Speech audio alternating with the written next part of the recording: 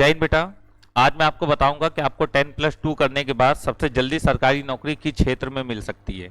अगर आपने 10+2 करा है तो सबसे जल्दी आपको सरकारी नौकरी इंडियन एयरफोर्स और इंडियन नेवी में मिल सकती है, क्योंकि इसमें 17.5 की उम्र से ही नौकरी मिलना स्टार्ट हो जाती है।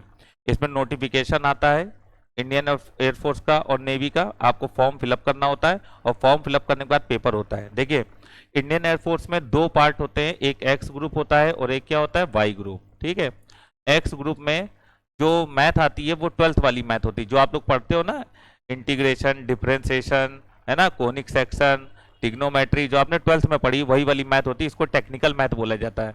इसके 25 क्वेश्चन आते हैं। इंग्लिश आती है, ग्रामर उसके 20 क्वेश्चन आते हैं और फिजिक्स के 25 क्वेश्चन आते हैं।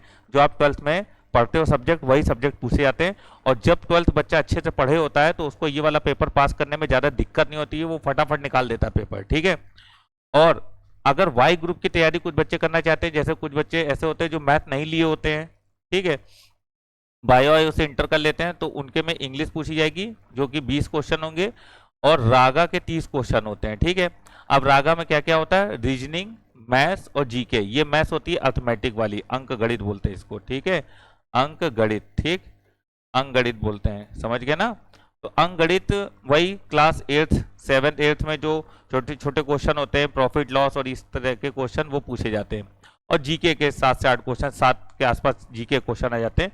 और टोटल जो समय मिलता है वो 25 मिनट का मिलता है। और इंग्लिश सॉल्व करने के लिए समय कितने का मिलता है, 20 मिनट का मिलता है। ठीक है, इधर पर देखिए आप लोग, एक्स ग्रुप को पास करना आप लोगों के लिए बहुत आसान है, वाई ग्रुप से भी ज्यादा आसान होता है एक्स ग्रुप पास करना। तो जो बच्चे इंटर में मैथ लिए होते हैं वो हमेशा एक चीज याद रखना, वो एक्स ग्रुप का ही फॉर्म भरा करो ज्यादातर। ठीक है, आपको निकलने के चांस ज्यादा है। और जो बच्चे मैथ नहीं लिए होते हैं, बायो लिए होते हैं, वो वाई ग्रुप भरा करें, क्योंकि उनका इंग्लिश अच्छा होता है। रीजनिंग, मैथ और जीके ये केवल 3 से 4 महीने के अंदर पूरा हम लोग सिखा देते हैं। ठीक है, 3 से 4 महीने के अंदर आप अच्छे से सीख जाओगे वाई ग्रुप का। चलिए, अगर आप लोग नेवी में जाना चाहते हो तो नेवी में दो पार्ट होते हैं, एक एसएसआर और एक एमआर। एसएसआर में मैथ 25 क्वेश्चन, इंग्लिश के 25 क्वेश्चन, साइंस के 25 क्वेश्चन और जीके के 25 क्वेश्चन होते हैं। ये जो 25 क्वेश्चन होते हैं ये 12th वाले होते हैं। ठीक है, 12th की जो मैथ होती है, एडवांस मैथ, उससे आते हैं, टेक्निकल मैथ बोलते हैं इसको। इंग्लिश तो आप जानते हैं, ग्रामर पूछी जाती है। साइंस में आप लोगों को क्या क्या बोला जाएगा, फिजिक्स, केमिस्ट्री और बायो, फिजिक्स, केमिस्ट्री और बायो, ये साइंस में पूछे जाएंगे। मतलब फिजिक्स, केमिस्ट्री और बायो, सबसे ज्यादा फिजिक्स के क्वेश्चन आएंगे और लगभग 5-6 सवाल केमिस्ट्री और बायो के मिला के पूछे जा सकते हैं, लेकिन सबसे ज्यादा सवाल जो होते हैं वो फिजिक्स के पूछे जाते हैं।